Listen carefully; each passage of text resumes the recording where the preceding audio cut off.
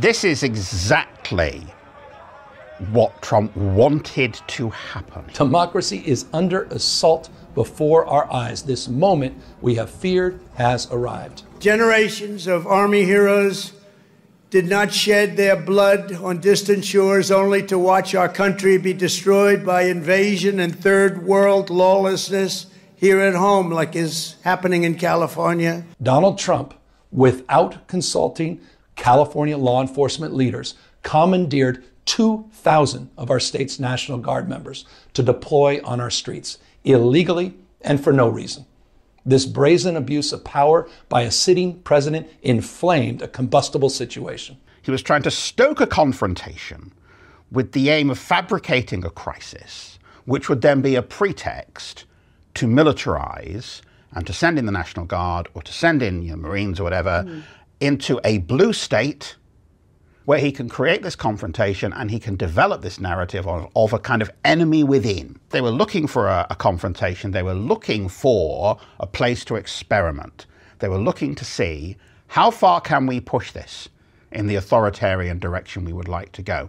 Can we send the National Guard onto the streets of a major American city without the permission of the city's own elected leaders? Authoritarian regimes begin by targeting people who are least able to defend themselves.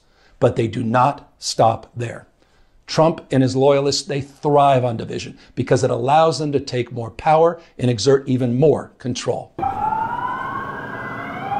The longer this goes on, the more the tensions get inflamed.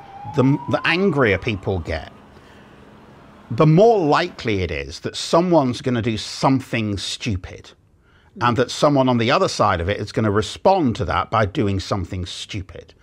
And so how will America react if, and let's hope this doesn't happen, a member of the National Guard, a member of the US Marines, ends up opening fire on a crowd of protesters and injuring or killing a protester? How are people going to feel about that happening on the streets of a US city? Very simply, we will liberate Los Angeles and make it free, clean, and safe again. It's happening very quickly. California may be first, but it clearly will not end here. Other states are next. Democracy is next.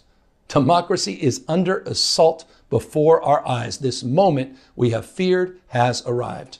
He is absolutely against this insurrection and is willing to use the military and the National Guard to put down an insurrection that is definitely not an insurrection.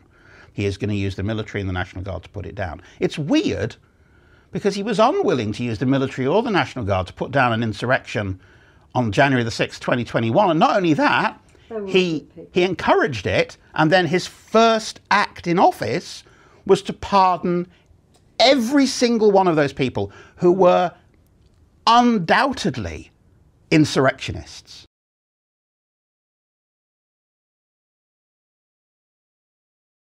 There's nothing ostensibly wrong with a military parade.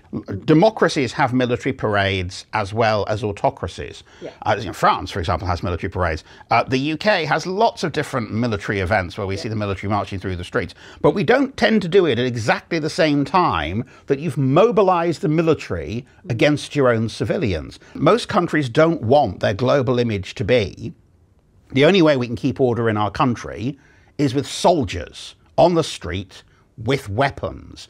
It doesn't tend to send the message that you want to send to the rest of the world. What better reason than the fact that it's El Presidente's 79th birthday to send dozens of 60-ton battle tanks through the streets of the US Capitol? And the people around Trump will, as they have from day one, will say, look, this is what the people who voted for Donald Trump voted for. This is what they want to see.